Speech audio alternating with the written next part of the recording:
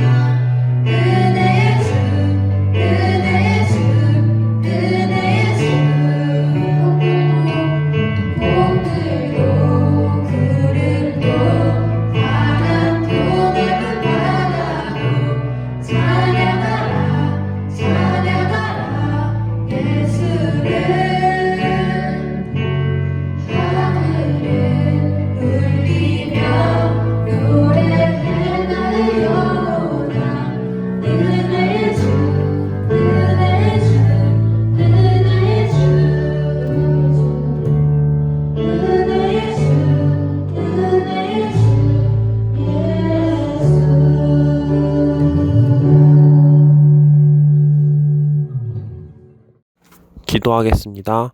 사랑이 많으신 주님 감사합니다. 오늘도 RG를 사랑하셔서 온라인으로 예배를 드릴 수 있게 하신 감사합니다. 비록 저희가 만날 수는 없지만 언제 어디서 예배를 드리든지 똑같은 큰 은혜 누릴 수 있도록 하여 주시옵소서. 온라인 개학이라는 그 누구도 겪어보지 못한 일들을 겪고 있습니다.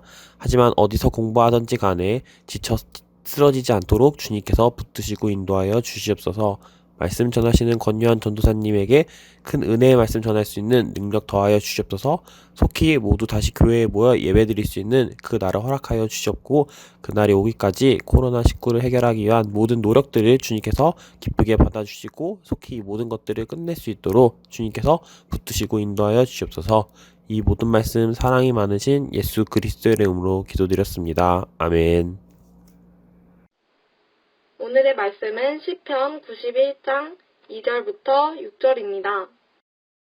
나는 여호와를 향하여 말하기를 그는 나의 피난처요 나의 요새요 내가 의뢰하는 하나님이라 하리니 이는 그가 너를 새 사냥꾼의 올무에서와 심한 전염병에서 건지실 것임이로다.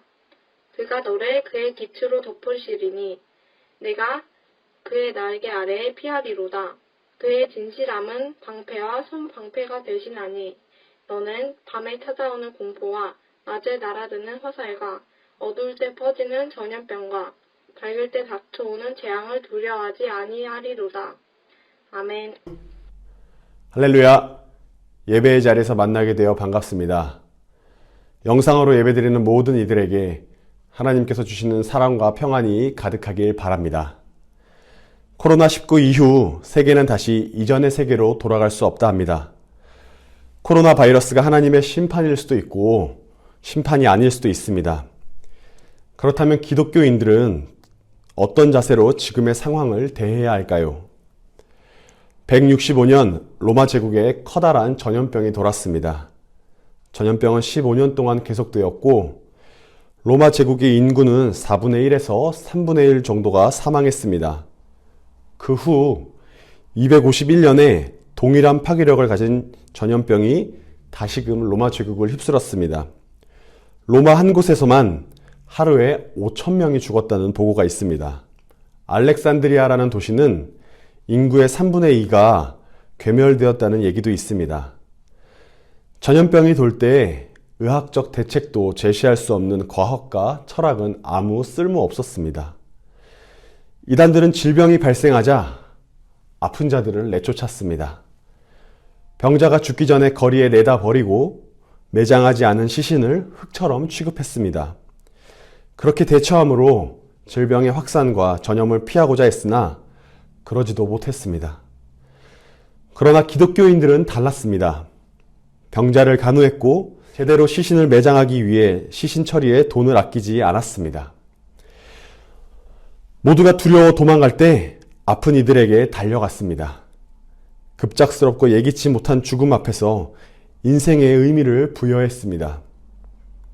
천국이 존재한다는 비전을 제시해 주었고 따뜻하고 즉각적인 치유와 위로를 주었습니다. 저는 어려서부터 어머니 손에 이끌려 교회에 다녔습니다. 나무의 잎이 여름에는 초록색을 띠다 가을에 울긋불긋하게 물들듯 자연스레 어머니의 신앙이 제게도 스며들었습니다. 하루는 제가 밖으로 나갔다 집으로 오는 길에 넘어져서 다쳤습니다. 제가 잘 덤벙대는 까닭에 어릴 때 상처가 자주 생기곤 했습니다. 어디에 가다 넘어지거나 문틀에 머리가 찧어서 다치면 저희 어머니는 자주 이런 말씀을 하셨습니다. 네가 지은 죄가 많아서 그래. 그리고 어머니도 어딘가에서 다치거나 안 좋은 일이 생기셨을 때 내가 지은 죄가 많구나, 회개해야겠어라고 말씀하셨습니다.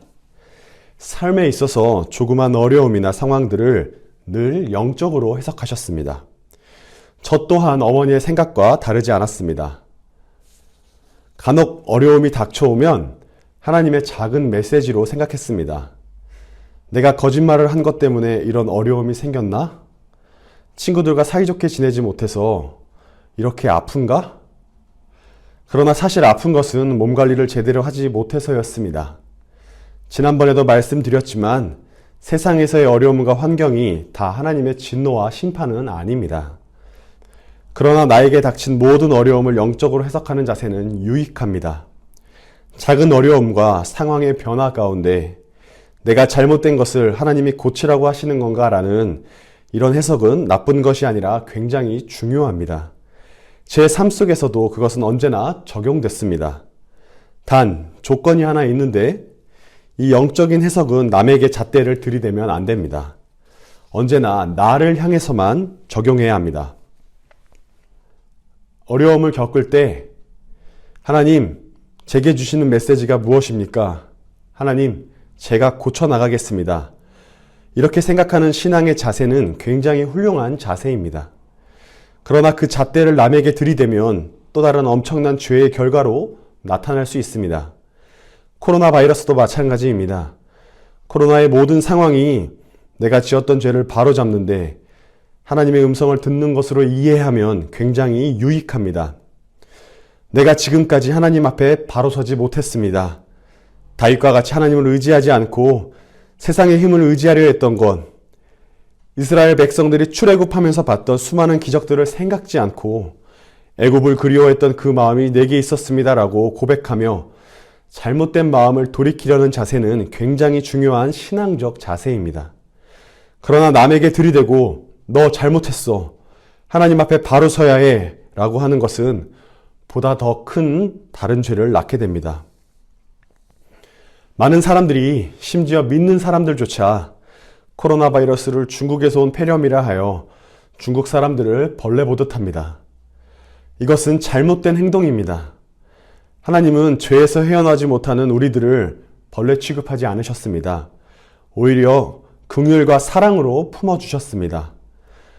코로나 바이러스가 하나님의 진노라고 생각한다면 두 가지를 돌아봐야 합니다. 첫째로 죄를 멈추고 하나님께로 돌아가야 합니다. 하나님을 의지하지 못하고 하나님의 능력을 많이 체험했음에도 하나님을 무시하고 멸시했던 행동을 돌이켜야 합니다. 14세기에 유럽에 흑사병이 돌았습니다. 이 흑사병으로 유럽의 인구 3분의 1이 사망했습니다. 교회는 흑사병이 하나님의 사인이라고 말하며 두 가지 방향으로 나갔습니다. 첫째로 증오와 배제입니다. 죄의 원인을 유대인에게 씌워 넘겼습니다. 흑사병이 한창 유행일 때 유대인의 사망률이 다른 민족들보다 월등하게 낮았기 때문입니다.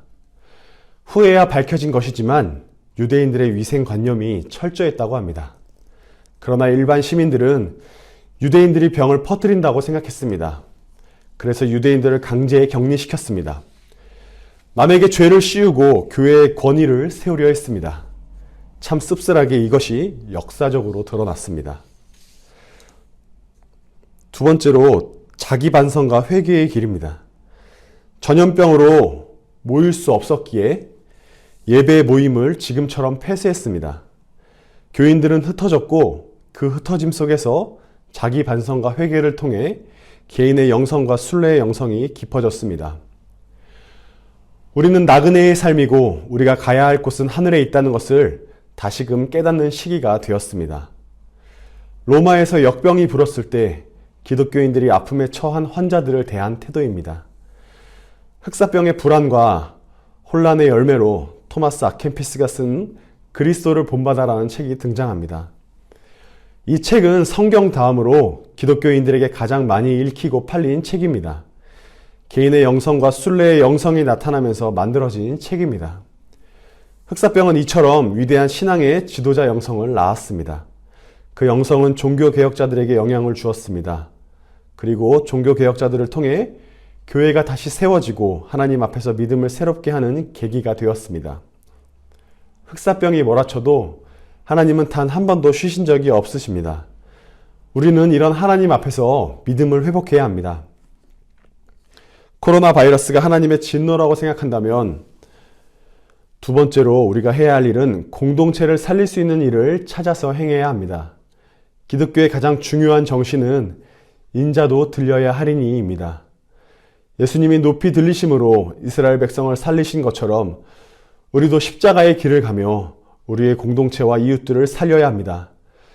대구로 달려가는 의사 선생님과 간호사, 임대료를 안 받거나 깎아주는 건물주, 마스크, 생필품을 기꺼이 나눠주는 사람들, 저 사람들을 보며 욕심이 생겼습니다. 저 사람들이 우리 RG에서 신앙생활 한 사람이면 좋겠다.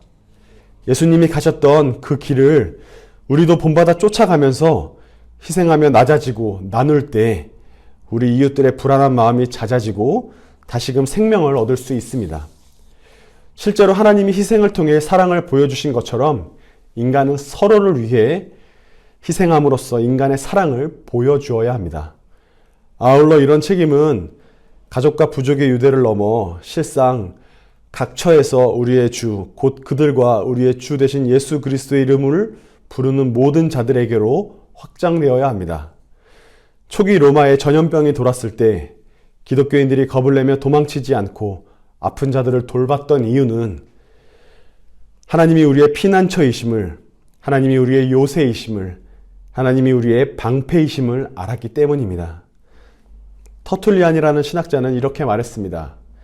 약자를 돌보고 사랑과 친절을 베푸는 우리의 모습은 기독교의 브랜드입니다.